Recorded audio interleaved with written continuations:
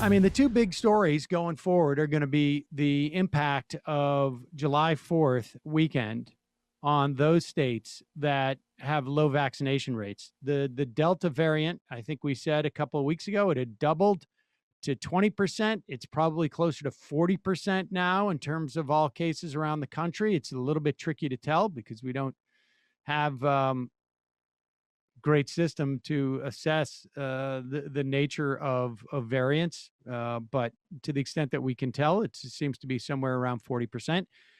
It is anticipated that it will be the majority of infections in this country not too long from now. And the overwhelming number of deaths that are coming from COVID are now coming from unvaccinated people.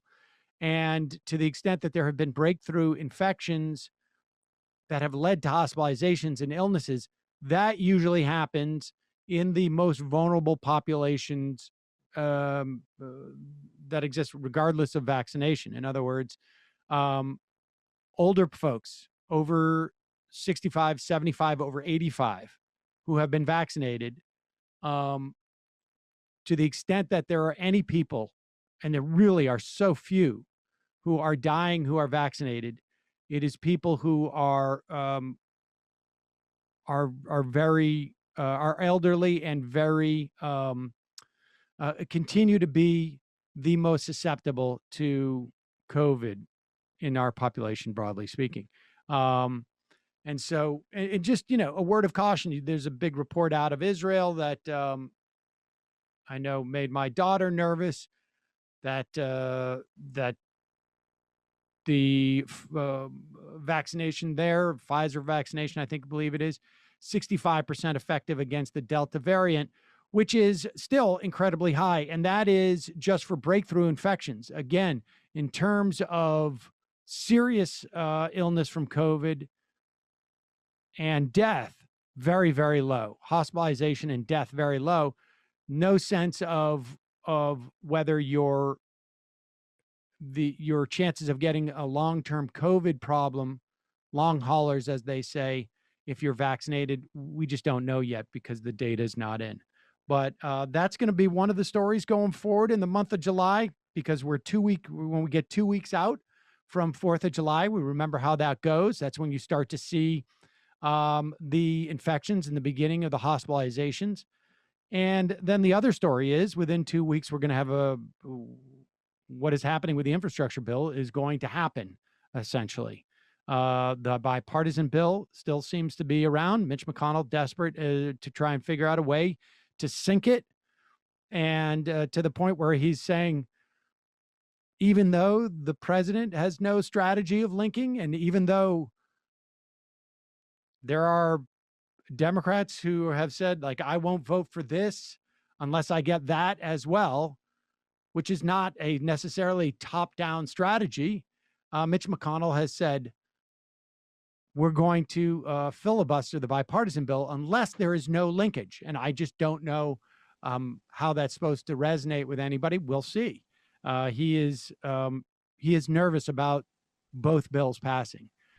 And just one note on... go on, Sam, yeah. Well, I just wanted to say one more thing, that it is clear in the bigger infrastructure bill, it seems like a lowered Medicare age is not going to happen. What appears to be happening is an expansion of Medicare benefits as they exist today. Unfortunate. Frankly, I would have liked both and drop the Medicare age 50, 55, just getting more and more people into this single payer system. But go ahead, Emma.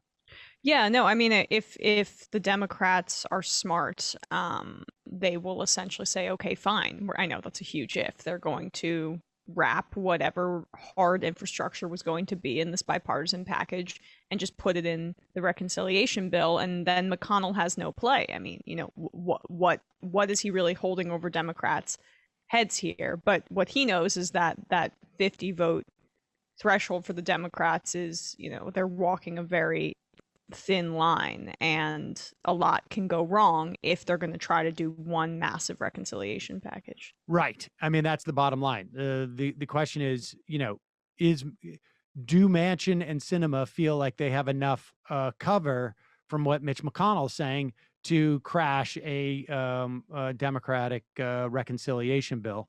But one upside potentially in the event that McConnell does crash it, and Manchin and Sinema are like, "Well, we did our best." I mean, that's ridiculous. You can't hold one piece of legislation based upon the way that people are going to vote for another piece of legislation. That's absurd.